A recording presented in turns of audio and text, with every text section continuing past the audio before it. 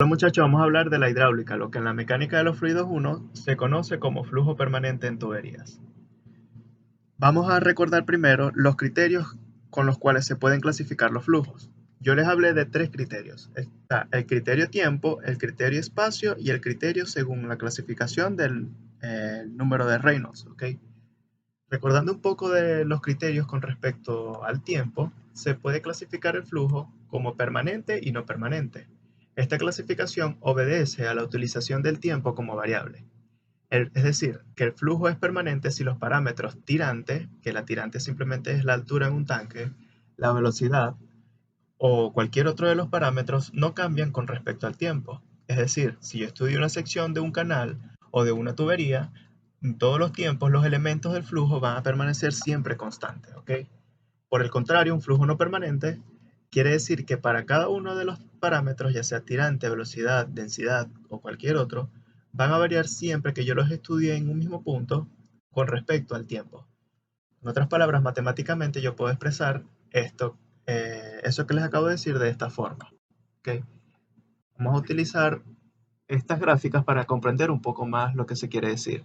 Recuerden que si estamos trabajando en una tubería, yo puedo graficar la velocidad según los perfiles que ella tenga. Es decir, si estoy en un flujo ideal, se me va a generar este tipo de perfil, ¿okay? El perfil de velocidad. Si yo evalúo en esta sección a distintos tiempos, ese perfil de velocidades siempre se me va a generar esa que les estoy indicando allí, ¿okay? Pero para flujo no permanente, quiere decir que si yo evalúo el perfil de velocidad del flujo, ¿okay?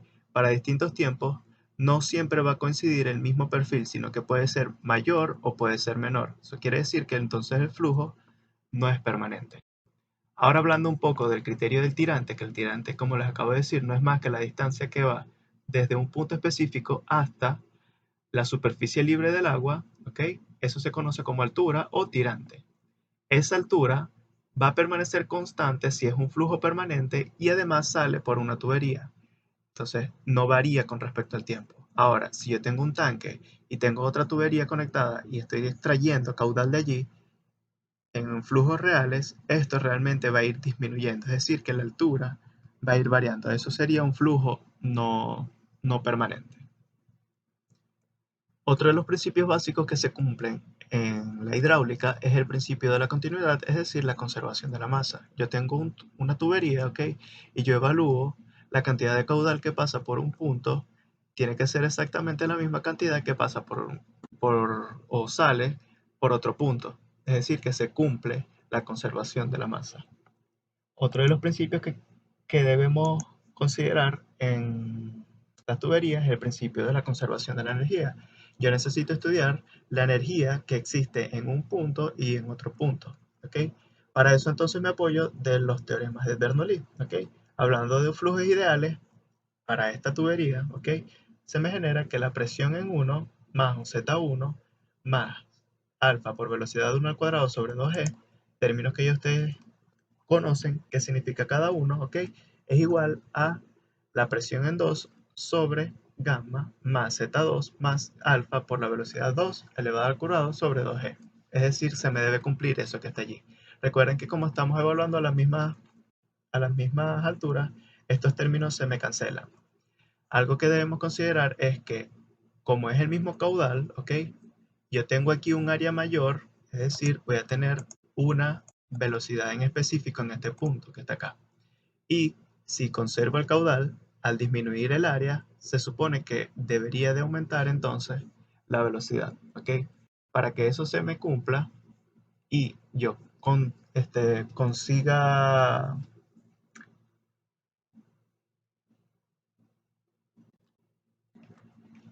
para mantener que la línea de energía total permanezca constante, la presión aquí entonces debería de disminuir, ¿ok? De esa manera yo puedo garantizar que la energía total del sistema sea la misma para un punto como para el otro punto, ya que no existe resistencia al flujo. Anteriormente estábamos hablando sobre la energía para flujos ideales en tuberías. En este caso vamos a hablar sobre la energía para flujos reales en las tuberías. Haciendo uso de la misma tubería que estábamos explicando en la sección pasada, tenemos una sección 1 y una sección 2. Cuando hablábamos de flujo ideal, teníamos que la energía en 1 iba a ser exactamente igual a la energía en la sección 2, esta expresión que está escrita acá. Resulta que acontece que en flujos reales ya eso no es cierto, debido a que para flujos reales existe resistencia a fluir. Cuando eso sucede, quiere decir entonces que el flujo va perdiendo energía en tramos. En este caso vendría siendo la energía que hay desde el tramo 1 hasta el tramo 2, se va perdiendo energía debido a la resistencia que opone la tubería con respecto al flujo. Entonces le tendría que restar esa energía que sucede en ese tramo hasta llegar a la sección número 2.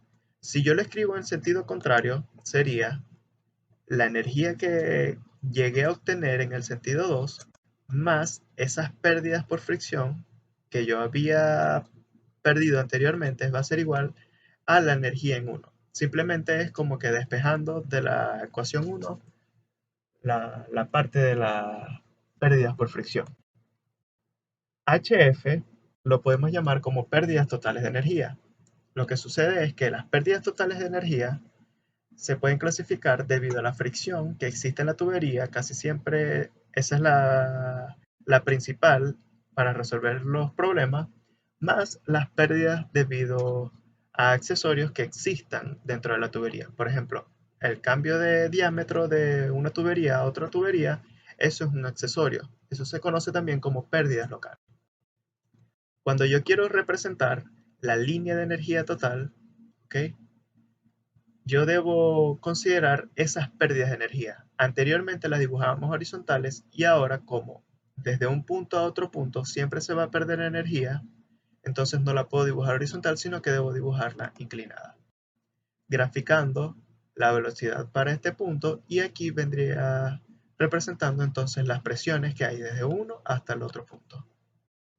Esta diferencia que yo puedo dibujar aquí de color verde me representa entonces gráficamente lo que vendrían siendo las pérdidas de energía que hay desde un punto hasta otro punto en una tubería.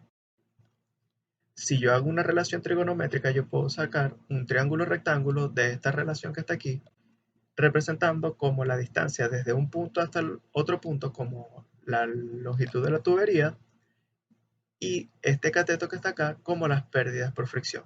Si yo calculo la tangente de este ángulo, entonces podría obtener lo que se conoce como la pendiente de la línea de energía total. En el estudio de la hidráulica existen distintos sistemas de tubería. Este primero que les estoy presentando se conoce como sistema simple, que no es más que el tanque tubería tanque. Quiere decir que existe un mismo material de tubería que tiene una misma geometría, es decir, un mismo diámetro, y además presenta una única longitud, ya que no estoy uniendo una tubería con otra, sino que estoy representando una única tubería a lo largo de la unión de dos tanques. Para este sistema existe entonces una única pérdida, que la pueden observar aquí, que vendría siendo las pérdidas de energía que van desde el tanque elevado hasta el tanque bajo. Yo puedo hallar cuál es la pérdida de, de energía total que existe en el sistema. Y además de eso, por conservación de la masa, yo sé que el caudal que yo extraiga del tanque A va a ser el mismo caudal que entra al tanque B. Es decir, que existe un único caudal que circula por el sistema. Otro de los sistemas que vamos a ir estudiando vendría siendo el sistema en serie, que se conoce como tanque, tubería, tanque de igual forma. Lo único que aquí podemos hacer uso de distintas tuberías enlapadas para unir un tanque con otro tanque, ¿ok? Es decir, ya aquí yo tendría distintos materiales, puede ser que esta tubería sea de un material y que esta sea de otro material, y que además cada una de ellas tengan distintos diámetros, como así también distintas longitudes. No quiere decir que no tengan el mismo diámetro, puede ser que tengan el mismo diámetro, pero distintos materiales y distintas longitudes. Eso es lo que se conoce como un sistema en serie. Va a haber una unión en donde siempre va a existir un cambio, ya sea de material o de diámetro o de longitudes para las tuberías. Para este sistema existen entonces dos pérdidas. una pérdida para el tramo de la primera tubería, que vendría siendo esta pérdida que está acá dibujada en color rojo, ¿ok? Y además va a existir una pérdida para la otra tubería. La pérdida total del sistema entonces sería simplemente la suma de la pérdida 1 más la pérdida número 2. Vamos a hablar con respecto al caudal. Les pregunto, cuando extraigo caudal del tanque A, tiene que ser exactamente el mismo caudal que entra al tanque B, ya que no existen tuberías que vayan hacia otro tanque o hacia alguna descarga libre. Es decir, que el caudal vendría siendo de la tubería 1 igual al caudal que pasa por la tubería 2. Es decir, que existe un único caudal, llamado caudal del sistema. También quiero hablarles lo que vendría siendo el sistema en serie, pero tanque, bombas, tanque. Es decir, yo tengo un tanque bajo y un tanque elevado y yo necesito llevar el agua desde el tanque bajo hacia el tanque elevado. Para eso necesito utilizar de una bomba. Es decir, que necesito proporcionarle energía al sistema para poder trasladar el tanque desde un punto hasta otro punto más arriba. Para este sistema, este que les estoy dibujando yo acá, existen dos bombas. Esto es lo que se conoce como bombas en serie. Yo puedo unir una bomba con otra bomba, ya sean del mismo o de distintas capacidades, una enfrente de la otra, y por eso se conoce como bombas en serie. ¿Ok? Estas se encuentran en series, es decir, una enfrente a la otra. Para este caso se deduce que la energía de las bombas del sistema es igual a la suma de cada una de las energías que surten las bombas por individual. Cuando yo veo esto que les acabo de representar aquí, yo voy teniendo pérdidas, ¿ok? Una de las bombas le da energía y la otra bomba le da energía. Al final existe una energía total que me une las dos bombas para poder garantizar que el caudal llegue al tanque elevado. Hablando del caudal, el mismo caudal que pasa por la tubería aquí va a ser el mismo para cada una de las bombas por individual. No es que va a haber un caudal para una bomba y un caudal para la otra, ¿no? Tiene que existir un mismo caudal que pase por la tubería desde el tanque A hacia el tanque B. Otra de las clasificaciones para el tipo de flujo vendría siendo el número de Reynolds. Recuerden que este es un número adimensional que establece la relación entre las fuerzas inerciales del flujo y las fuerzas viscosas. Viene dado por esta expresión matemática donde el Reynolds es igual a la velocidad por el diámetro sobre la viscosidad. El número de Reynolds clasifica entonces a los flujos entre laminar, transicional y turbulento. Si yo expreso la velocidad en términos de caudal, me quedaría el número de Reynolds según el caudal de esta manera: 4 veces el caudal sobre pi por el diámetro de la tubería por la viscosidad del flujo, ya sea agua, aceite, cualquier tipo de flujo que estemos trabajando. Otro de las expresiones que se introducen aquí en este tema es la rugosidad. La rugosidad vendría siendo la imperfección que tiene la tubería. Va a depender del material que se escoja la tubería. Pueden ser de concreto, acero, aluminio o PVC. Hay distintos tipos de tubería, entonces quiere decir que va a haber distintos tipos de rugosidades.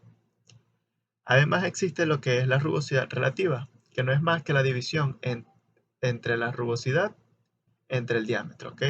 Es la relación de la altura media rugosa de la tubería al diámetro de la tubería. Para calcular las pérdidas por fricción existen distintos autores.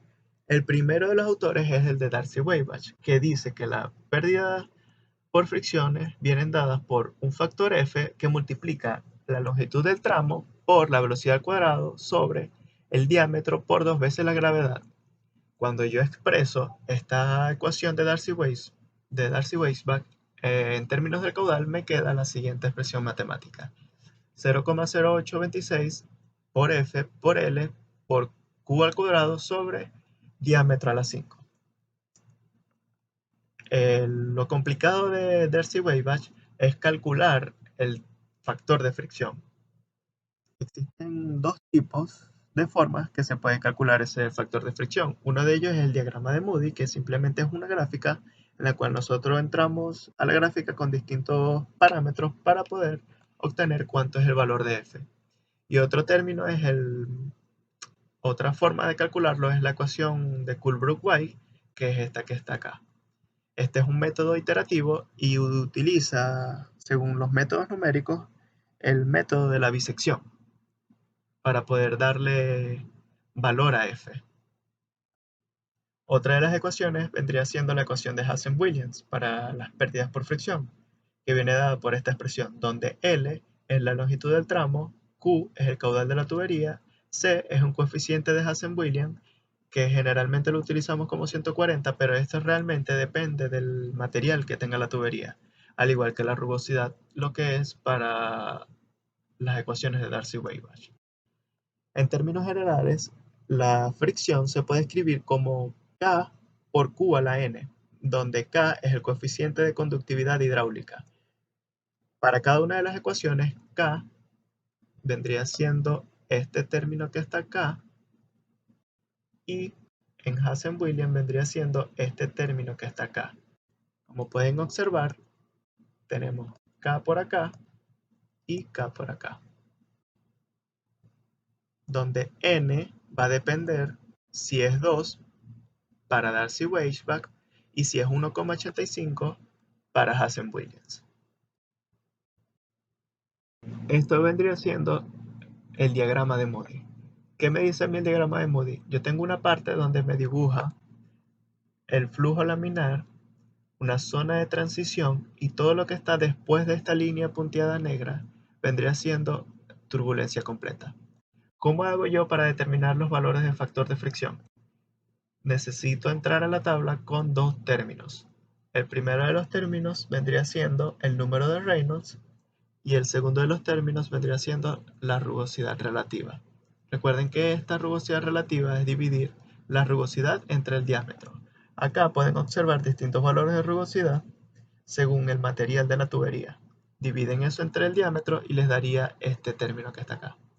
Es decir, si yo entro con un valor de 1 por 10 a la 6 de número de Reynolds y una rugosidad relativa de 0,01, al tocar la gráfica aquí, podría obtener el valor de factor de fricción, que vendría siendo 0,021 aproximadamente.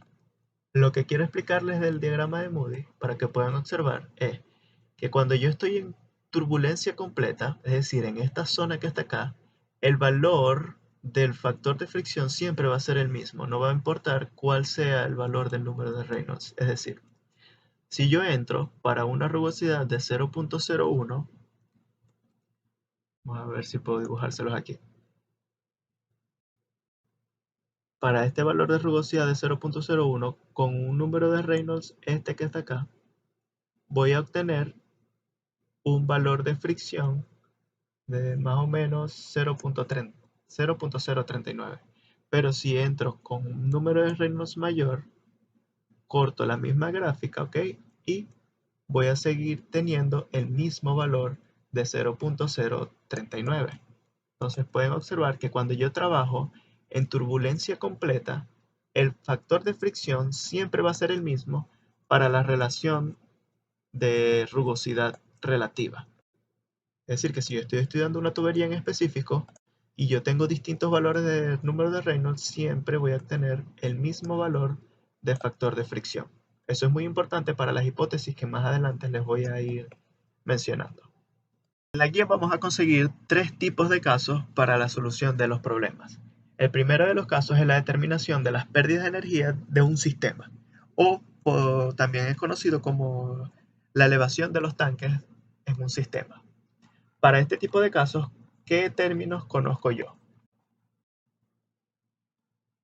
El primero, las variables conocidas vendrían siendo la rugosidad, el diámetro, la longitud, la viscosidad y el caudal del sistema. Lo que tendría yo como incógnitas vendrían siendo las pérdidas totales y el factor de fricción. Recuerden que este factor de fricción va a depender del diagrama de Moody o de la ecuación de Colebrook-White. Me quedaría esta expresión, en donde, como les acabo de mencionar, este término yo no lo conozco. ¿Qué sucede? ¿Qué estilamos a hacer nosotros? Bueno, utilizamos la ecuación de Coolbrooke-White, ¿ok? Pero para utilizar esto, recuerden que como les dije anteriormente, se tiene que hacer el método de la bisección. Ese método consiste en darle valores a este término de f que está aquí para obtener cuál es el valor de f que está acá. Él hace unas iteraciones internamente y obtendría el valor de f. Lo que sucede es que tendríamos que darle un principal valor de f y vamos a utilizar el criterio que les acabo de explicar de la turbulencia completa. Es decir, cuando yo hago turbulencia completa, no importa cuánto es el valor de Reynolds que yo le dé, siempre voy a obtener el mismo valor f supuesto. Ahora, con ese f supuesto, donde este término se hace cero, puedo despejar el valor de f que está aquí. Una vez conocido este valor de f, lo ingreso en este lado de la ecuación y ahora dejo como incógnita este que está acá. Y voy a ir comparando el valor supuesto con el valor calculado. Cuando ambos términos sean iguales, entonces ese vendría siendo el valor del factor de fricción definitivo. Otro de los casos vendría siendo la determinación del caudal del sistema, en donde en este caso ya yo no conozco el caudal, sino que conozco las pérdidas por fricciones totales. Es decir, tengo este valor, este también y este también lo conozco. Este no lo conozco y además el factor de fricción tampoco lo conozco. Para eso simplemente hacemos la misma suposición.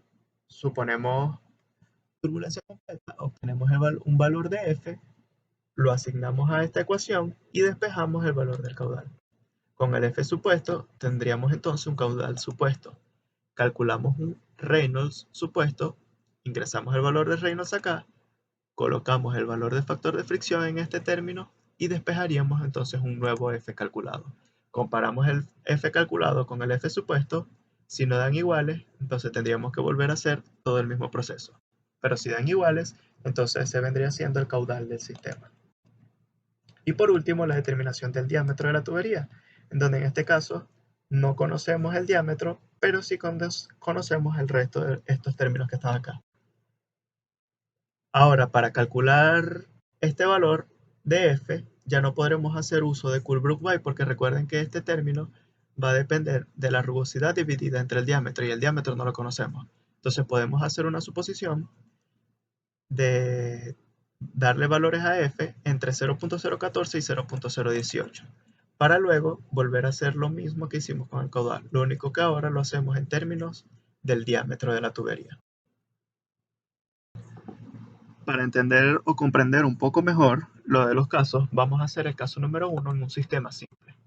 El enunciado dice, para el sistema mostrado tanque tubería tanque, determine la elevación del tanque bajo, esta elevación no la conozco, conociendo que se dispone de una tubería de 9.935 metros y además es necesario abastecer el tanque bajo a razón constante de un caudal de 209 litros por segundo, por gravedad. Para eso se dispone una tubería con una rugosidad de 0.1 milímetros y un diámetro de 450 milímetros. Considere que la viscosidad es de 1 por 10 a la menos 6 y desprecie las pérdidas por accesorios. Como me dice que es por gravedad, ya yo sé que el sentido del flujo vendría desde del tanque A hacia el tanque B. Es decir, que yo cuando hago en sentido de flujo y escribo la ecuación del sistema me queda que la energía en A menos las pérdidas por fricción va a ser igual a la energía en B. En este caso, como me dice que desprecie las pérdidas locales, me queda que las pérdidas totales va a ser igual a las pérdidas por fricción, donde las pérdidas por fricción solamente vendría dependiendo de este término. Recuerden que conocemos el caudal, conocemos el diámetro y conocemos la longitud de la tubería. Lo que no conocemos es ni F ni las pérdidas por fricción. Ahora, el valor de F, como estamos en el primer caso, podremos utilizar la ecuación de Coolbrooke-White para determinar dicho valor. Como anteriormente les dije, vamos a hacer uso de la turbulencia completa, es decir, vamos a hacer este término igual a cero para poder despejar de este término que está acá el valor del factor de fricción. Como rugosidad tenemos que 0.1 milímetros y el diámetro 450 milímetros. Entonces nos daría, despejando de esta ecuación, un f supuesto de 0.01403. Como les dije, tenemos que hacer una iteración, es decir, ahora necesitamos calcular el número de Reynolds para que no hagamos uso de la turbulencia completa y despejar cuál es el verdadero valor de F. El número de Reynolds en función del caudal sabemos que es 4 por 0.209 metros cúbicos por segundo sobre pi por el diámetro por la viscosidad. Me da un valor del número de Reynolds de 5,91 por 10 a la 5. Expreso todos estos valores aquí en la ecuación de Coolbrooke-White y mi única incógnita vendría siendo este F de que está acá. Despejo entonces cuánto es el F que está acá y me da que es 0.01548. Lo comparo el calculado con el supuesto y puedo observar que no son iguales, es decir, que tengo que seguir iterando. Simplemente cambio el valor de f de este término del lado de la expresión por el nuevo que tengo y voy a seguir calculando. En este caso me dio 0.01542, lo comparo con el anterior y puedo seguir diciendo que no es el mismo. Es decir, que lo debo colocar acá y ahora me da un f calculado de 0.1542, lo comparo con el anterior y en este caso sí da el mismo valor. Es decir que este es el término de f que voy a utilizar para calcular las pérdidas por fricción. Lo sustituyo en la ecuación anterior de pérdidas y me da que las pérdidas por fricción son iguales a 30,07 metros. Hago uso de la ecuación de energía que planteé anteriormente, donde la energía en B es igual a la energía en A menos las pérdidas por fricción, me queda 100 menos 30,07 me da 69,92 metros de energía en B. Recuerden que la energía en B es igual a la presión en B sobre el peso específico más ZB más el término de la velocidad. Como estamos hablando del tanque, estos dos términos los puedo considerar que es igual a cero debido a que la presión es cero porque está abierto a la atmósfera y que la velocidad en un tanque son muy bajas. Entonces me queda que ZB es igual a la energía en B, que es igual a 69,92. Esta vendría siendo entonces la elevación. Un tip que les quería dar es que si ustedes tienen una calculadora, ya sea un HP, pueden dejar, conociendo el número de Reynolds, ambos lados de la ecuación en función de X. Las calculadoras Casio se tardan mucho resolviendo este tipo de ecuaciones, por eso les digo que si tienen una calculadora HP, para determinar de una vez el valor de X, para no estar iterando, lo despejan y les debería de dar exactamente igual al que nosotros habíamos calculado debido a las